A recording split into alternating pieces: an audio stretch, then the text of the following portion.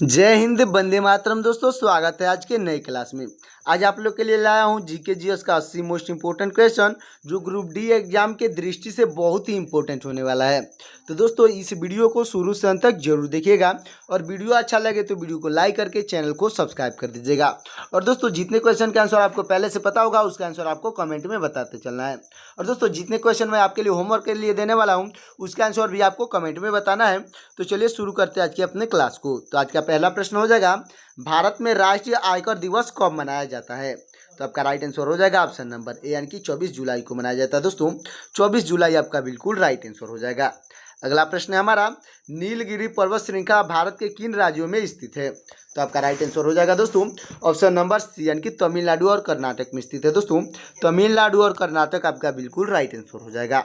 अगला प्रश्न है हमारा, भारतीय स्वतंत्रता संग्राम में हिंदुस्तान रिपब्लिकन एसोसिएशन के संस्थापक कौन थे? तो आपका राइट आंसर हो जाएगा दोस्तों ऑप्शन नंबर ए, यानी कि राम प्रसाद बिस्मिल थे। दोस्तों, राम प्रसाद बिस्मिल आपके बिल्कुल राइट आंसर हो जाएंगे।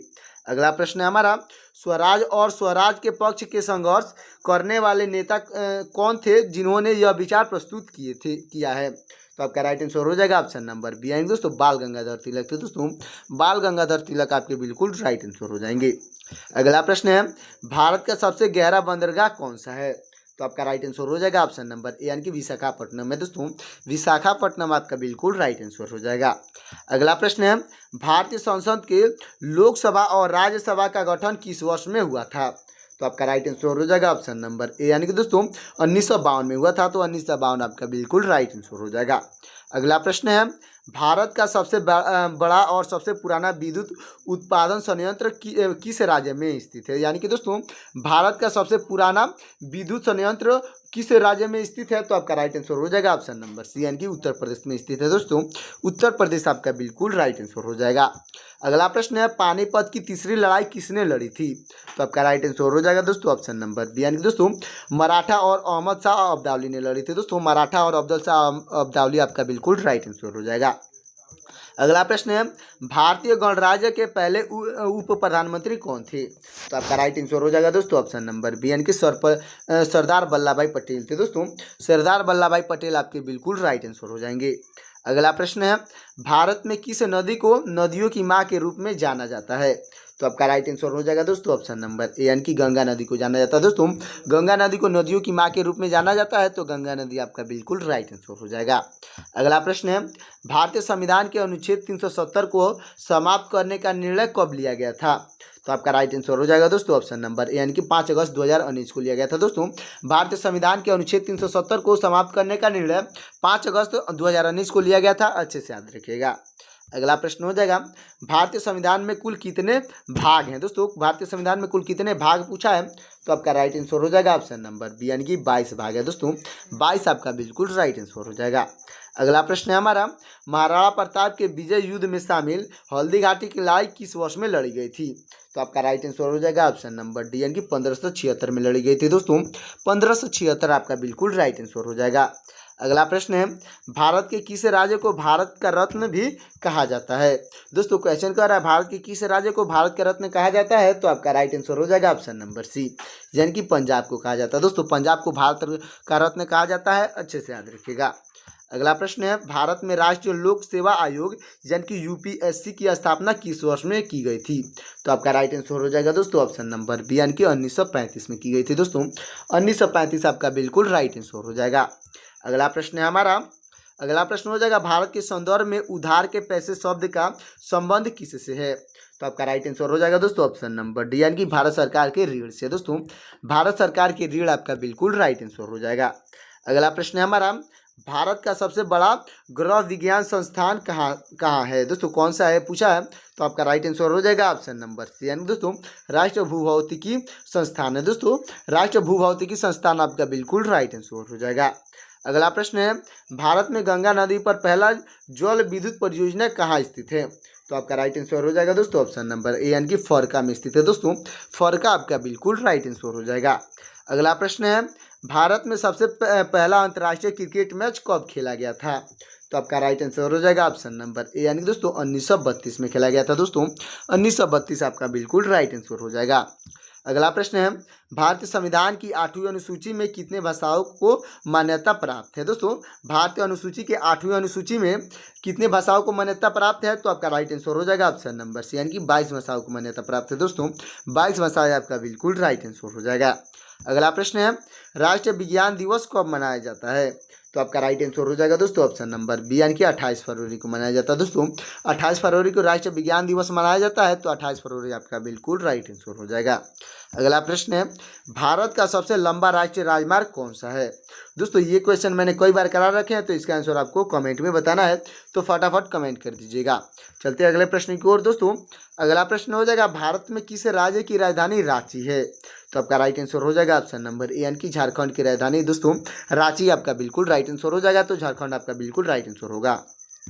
अगला प्रश्न है, भारत के किस राज्य में कच्छ का रण स्थित है? दोस्तों, कच्छ का रण पूछा है, तो आपका राइट आंसर हो जाएगा ऑप्शन नंबर बी, यानी कि गुजरात में स्थित है। दोस्तों, कच्छ का रण जो है गुजरात आपका बिल्कुल राइट आंसर हो जाएगा।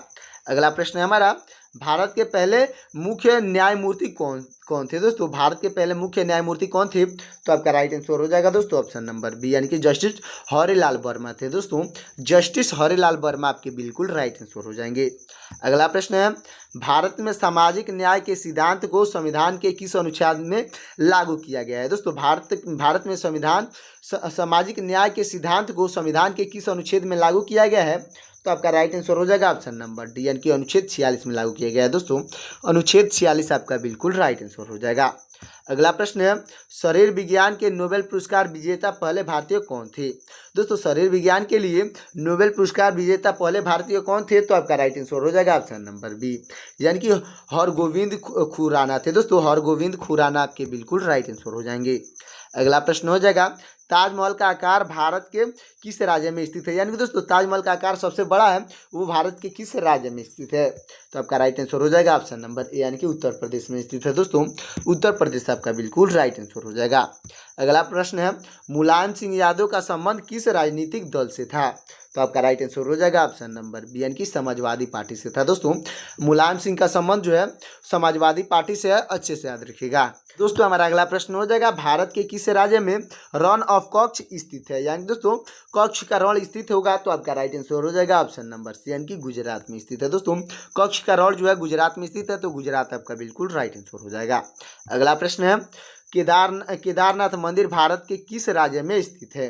दोस्तों, केदारनाथ मंदिर पूछा भारत के किस राज्य में स्थित है? तो आपका राइट आंसर हो जाएगा ऑप्शन नंबर ए, यानी कि उत्तराखंड में स्थित है। दोस्तों, उत्तराखंड आपका बिल्कुल राइट आंसर हो जाएगा। अगला प्रश्न है, भारत में राष्ट्रपति को क्षमा दान की शक्ति संविधान के किस अनुच्छेद में निहित है? दोस्तों, क्षमा दान की शक्ति पूछा है किस अनुच्छेद में निहित है?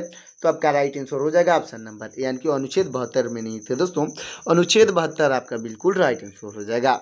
अगला प्रश्न है, भारत का सबसे बड़ा और सबसे लंबा नदी पुल कौन सी है? तो आपका राइट आंसर हो जाएगा ऑप्शन नंबर ए, यानी कि बोगीबील ब्रिज है। दोस्तों, बोगीबील ब्रिज आपका बिल्कुल राइट आंसर हो जाएगा। तो हमारा अगला प्रश्न हो जाएगा, लक्षद्वीप के द्वीपों का समूह किस समुद्र में स्थित है? तो आपका राइट आंसर हो जाएगा दोस्तों ऑप्शन नंबर ए, यानी कि अरब सागर में स्थित है। दोस्तों, अरब सागर आपका बिल्कुल राइट आंसर हो जाएगा। अगला प्रश्न है, भारत का सबसे ऊंचा युद्ध स्मारक कहाँ पर स्थित है? तो आपका राइट आंसर हो जाएगा ऑप्शन नंबर बी, यानी कि सियाचिन में स्थित है। दोस्तों, सियाचिन आपका बिल्कुल राइट आंसर हो जाएगा। अगला प्रश्न है हमारा, किस भारतीय राष्ट्रपति ने लोकपाल बिल पर हस्ताक्षर किए थे?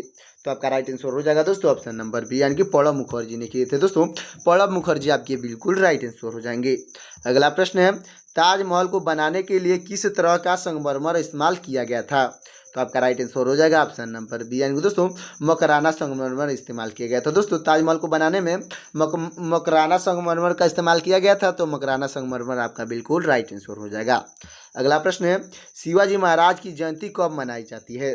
तो आपका राइट आंसर हो जाएगा ऑप्शन नंबर बी, यानी कि 19 फरवरी को मनाई जाती है। दोस्तों, 19 फरवरी आपका बिल्कुल राइट आंसर हो जाएगा। अगला प्रश्न है, सर्वशक्ति सम्मान पुरस्कार किस क्षेत्र में दिए जाते हैं? तो आपका राइट आंसर हो जाएगा ऑप्शन नंबर ए, यानी कि साहित्य के क्षेत्र में दिए जाते हैं। दोस्तों, साहित्य आपका बिल्कुल राइट आंसर हो जाएगा। अगला प्रश्न है, कांची कामकोटि पीठम किस धर्म से संबंधित है? दोस्तों, कांची कामकोटि पीठम किस धर्म से संबंधित है? तो आपका राइट आंसर हो जाएगा ऑप्शन नंबर ए, यानी कि हिंदू धर्म से संबंधित है। दोस्तों, हिंदू धर्म आपका बिल्कुल राइट आंसर हो जाएगा। तो दोस्तों, हमारा अगला प्रश्न हो जाएगा, विजयनगर साम्राज्य के संस्थापक कौन थे? तो आपका राइट आंसर हो जाएगा ऑप्शन नंबर बी यानी कि हरिहर राय थे दोस्तों। हरिहर राय आपके बिल्कुल राइट आंसर हो जाएंगे। अगला प्रश्न है, कुल्लू किस राज्य का एक प्रमुख पर्यटन स्थल है? तो आपका राइट आंसर हो जाएगा ऑप्शन नंबर ए यानी कि हिमाचल प्रदेश का एक पर्यटन स्थल है दोस्तों। तो हिमाचल प्रदेश आपका बिल्कुल राइट आंसर हो जाएगा। अगला प्रश्न हो जाएगा, भारत का सबसे बड़ा समुद्री तट किस राज्य में स्थित है? तो आपका राइट आंसर हो जाएगा दोस्तों ऑप्शन नंबर डी यानी कि गुजरात में स्थित है दोस्तों। गुजरात आपका बिल्कुल ही राइट आंसर हो जाएगा। अगला प्रश्न है, भारत का सबसे बड़ा वन जीव अभयारण्य कौन सा है? दोस्तों क्वेश्चन कर रहा है भारत का सबसे बड़ा वन जीव अभयारण्य कौन सा है? तो आपका राइट आंसर हो जाएगा ऑप्शन नंबर बी यानी कि दोस्तों सुंदरवन राष्ट्रीय उद्यान है दोस्तों। सुंदरवन राष्ट्रीय उद्यान आपका बिल्कुल राइट आंसर हो जाएगा। अगला प्रश्न है हमारा, भारत में पहला परमाणु रिएक्टर कहाँ स्थापित किया गया था? तो आपका राइट आंसर हो जाएगा ऑप्शन नंबर डी यानी कि तारापुर में स्थापित किया गया था दोस्तों। तारापुर आपका बिल्कुल राइट आंसर हो जाएगा। अगला प्रश्न है, भारत के किस राज्य में सोनार किला स्थित है? तो आपका राइट आंसर हो जाएगा ऑप्शन नंबर ए यानी कि दोस्तों राजस्थान में स्थित है दोस्तों। राजस्थान आपका बिल्कुल राइट आंसर हो जाएगा। अगला प्रश्न है, राष्ट्रीय विज्ञान दिवस किस वैज्ञानिक के सम्मान में मनाया जाता है? दोस्तों राष्ट्रीय विज्ञान दिवस किस वैज्ञानिक के सम्मान में मनाया जाता है? तो आपका राइट आंसर हो जाएगा ऑप्शन नंबर ए यानी कि सीवी रमन के सम्मान में मनाया जाता है दोस्तों। सीवी रमन आपके बिल्कुल राइट आंसर हो जाएंगे। अगला प्रश्न है, भारत रत्न पुरस्कार किसे दिए जाते हैं? तो आपका राइट आंसर हो जाएगा ऑप्शन नंबर सी यानी कि दोस्तों कला विज्ञान और खेल से विशिष्ट योगदान के लिए लोगों को दिया जाता है दोस्तों। कला विज्ञान और खेल में विशिष्ट योगदान के लिए दिया जाता है, अच्छे से याद रखिएगा। अगला प्रश्न हो जाएगा, भारत का सबसे पुराना ऐतिहासिक संग्रहालय कहाँ पे स्थित है? तो आपका राइट आंसर हो जाएगा ऑप्शन नंबर सी यानी कि कोलकाता में स्थित है दोस्तों। कोलकाता आपका बिल्कुल राइट आंसर हो जाएगा। अगला प्रश्न है, भारतीय राष्ट्रीय कांग्रेस यानी कि आईएनसी की स्थापना किस वर्ष में हुई थी? दोस्तों ये क्वेश्चन मैंने कई बार करा रखे हैं और ये क्वेश्चन बहुत ही इजी है, तो इसका आंसर आपको कमेंट में बताना है कि कौन सा आंसर सही होगा। आपको दोस्तों हिंट कर दे रहा हूँ कि ऑप्शन बी और सी में से कोई सही होगा, तो इसमें से आपको आंसर कमेंट कर देना है। अगला प्रश्न हो जाएगा, भारतीय स्टेट बैंक यानी कि एसबीआई का मुख्यालय कहाँ पर स्थित है? तो आपका राइट आंसर हो जाएगा ऑप्शन नंबर ए यानी कि मुंबई में स्थित है दोस्तों। मुंबई आपका बिल्कुल राइट आंसर हो जाएगा। अगला प्रश्न है, भारत में आर्थिक उदारीकरण कब शुरू हुआ था? दोस्तों भारत में आर्थिक उदारीकरण कब शुरू हुआ था? तो आपका राइट आंसर हो जाएगा ऑप्शन नंबर सी यानी कि 1991 में शुरू हुआ था दोस्तों। 1991 आपका बिल्कुल राइट आंसर हो जाएगा। अगला प्रश्न है, भारत का राष्ट्रीय पुस्तक कौन सा है? तो आपका राइट आंसर हो जाएगा ऑप्शन नंबर बी यानी कि संविधान है दोस्तों। संविधान का पुस्तक आपका बिल्कुल राइट आंसर हो जाएगा। अगला प्रश्न है, किस प्रजाति को कश्मीरी हिरण भी कहते हैं? दोस्तों किस प्रजाति को कश्मीरी हिरण भी कहते हैं? तो आपका राइट आंसर हो जाएगा ऑप्शन नंबर ए यानी कि हंगुल को कहा जाता है दोस्तों। हंगुल प्रजाति को कश्मीरी हिरण कहा जाता है, अच्छे से याद रखिएगा। अगला प्रश्न हो जाएगा, भारत का सबसे बड़ा चिड़ियाघर कहाँ पर स्थित है? तो आपका राइट आंसर हो जाएगा ऑप्शन नंबर डी यानी कि चेन्नई में स्थित है दोस्तों। चेन्नई आपका बिल्कुल राइट आंसर हो जाएगा। चलते हैं अगले प्रश्न की ओर दोस्तों। हमारा अगला प्रश्न हो जाएगा, वाल्मीकि राष्ट्रीय उद्यान किस राज्य में स्थित है? तो आपका राइट आंसर हो जाएगा दोस्तों ऑप्शन नंबर डी यानी कि बिहार में स्थित है दोस्तों। वाल्मीकि राष्ट्रीय उद्यान जो है बिहार में स्थित है, तो बिहार आपका बिल्कुल राइट आंसर हो जाएगा।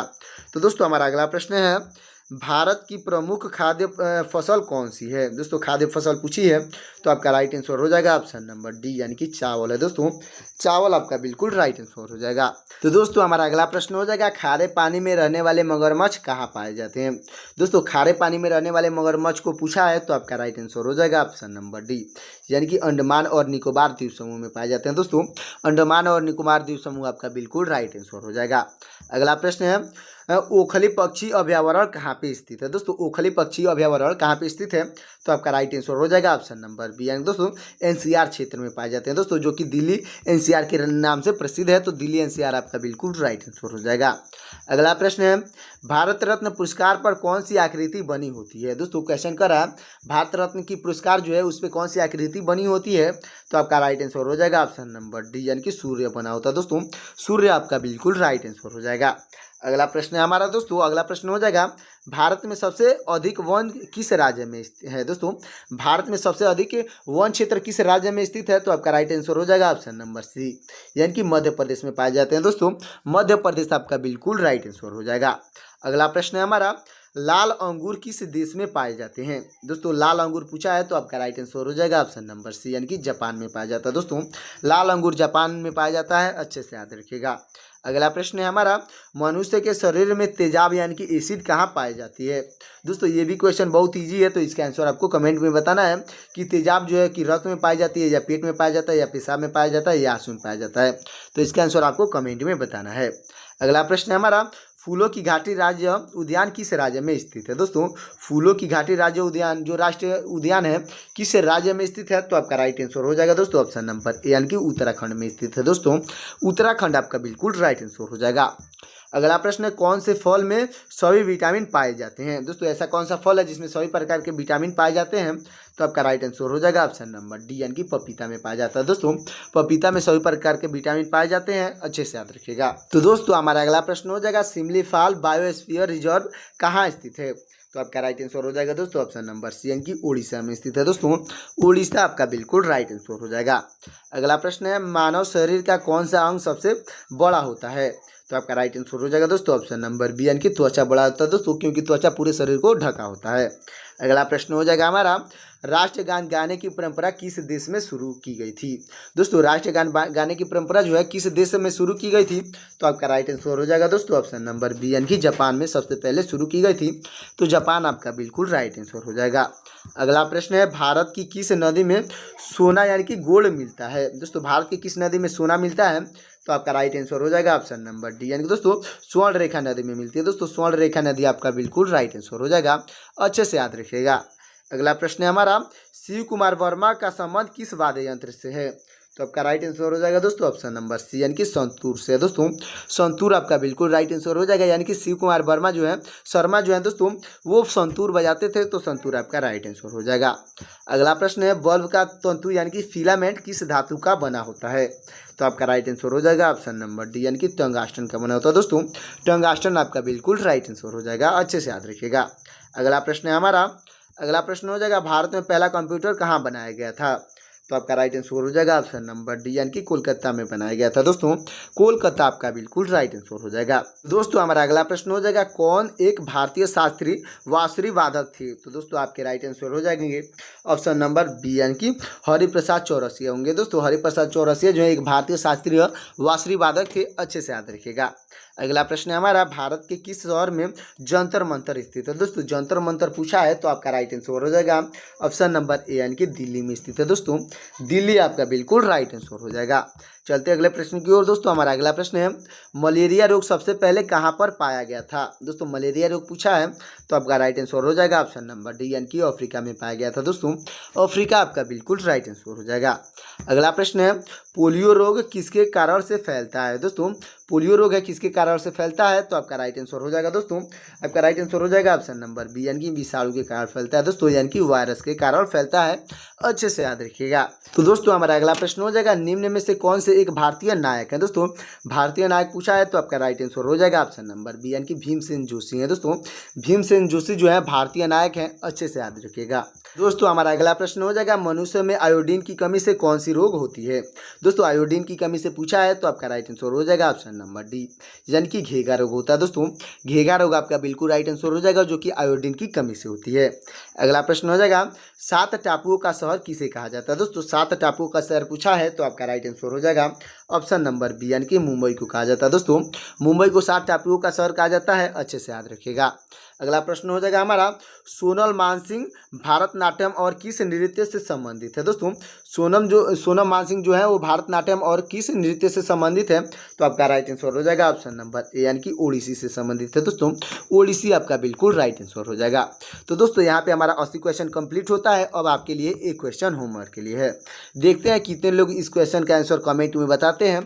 तो होमवर्क का क्वेश्चन हो जाएगा हमारा, विटामिन सी का सबसे अच्छा स्रोत क्या है।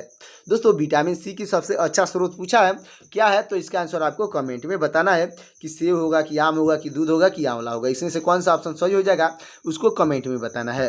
तो दोस्तों ये वीडियो कैसा लगा एक प्यारा सा इमोजी में कमेंट करिएगा, और वीडियो अच्छा लगा हो तो वीडियो को लाइक कर दीजिएगा और चैनल को सब्सक्राइब करके बेल आइकन को प्रेस कर दीजिएगा, और दोस्तों अपने दोस्तों के पास भी शेयर कर दीजिएगा ताकि आपके दोस्त की तैयारी भी अच्छे से हो सकेगी। तो दोस्तों मिलते हैं किसी और वीडियो में, तब तक के लिए जय हिंद जय भारत।